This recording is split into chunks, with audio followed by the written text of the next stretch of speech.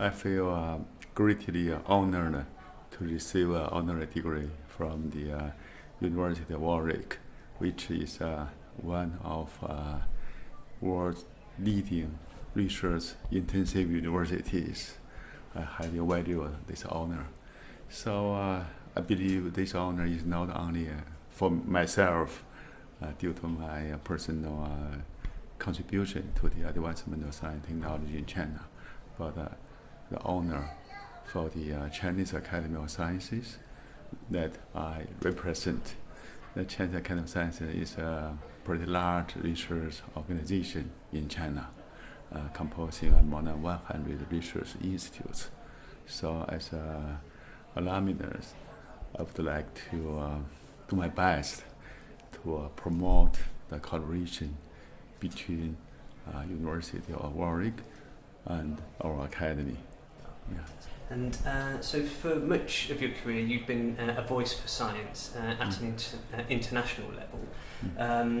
Why do you feel it's important to do that kind of work?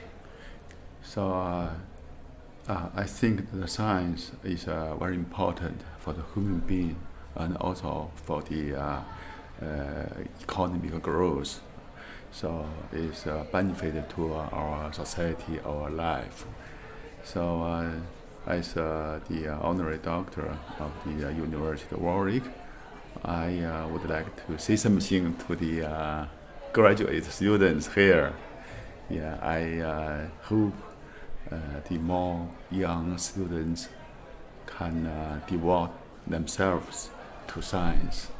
Yeah, I think if your research work is good enough, you even can benefit our society and the planet. So I hope more young generation can devote themselves to the science. Yeah. So your research in the past has focused on nanoscience. So where do you see that developing in the future? Okay. I used to be an X-ray crystallographer, use X-ray diffraction to determine the molecular structure, but I shifted my field to the scanning tunneling microscope in the early 1980s. At that time, it's a very early stage of this technical, but the scanning tunneling microscope considered as the eyes and the fingers. I mean the eyes, that means use STM, you can get atomic resolution of the surface structure. So when we're talking about the finger, that means we can use STM tip to manipulate single atoms or single molecules. So that is a very important tool for the nano world. So we can study, we can get the properties, the more information about reactions of the atoms or molecules in the nano world.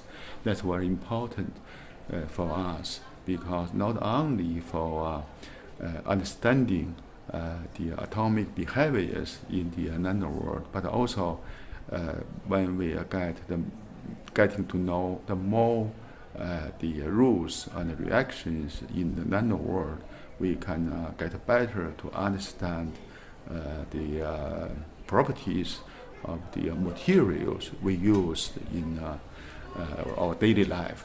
So I believe the nanotechnology, nanoscience, nanotechnology can continue to play an important role in the advancement of the science technology, especially for nanomaterials, for the nanostructures, and even for the nanoelectronics, which will be beneficial to the the semiconductor field.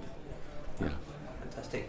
And finally, do you have a message for our graduates today? What would you like them to take away from today? Okay, so I just said that I hope the more young students can devote themselves to the science, but also I encourage the young people to do some to travel overseas.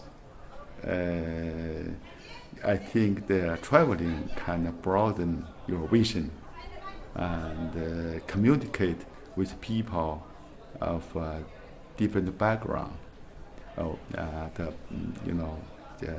diverse cultures. So I think the communicate can ignite the intimate.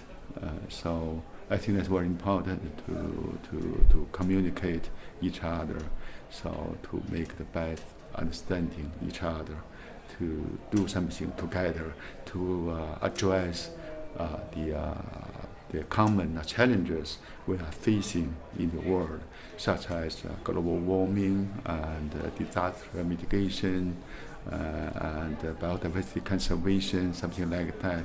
That those challenges could not be addressed by single scientists, by single institution. We need international collaboration.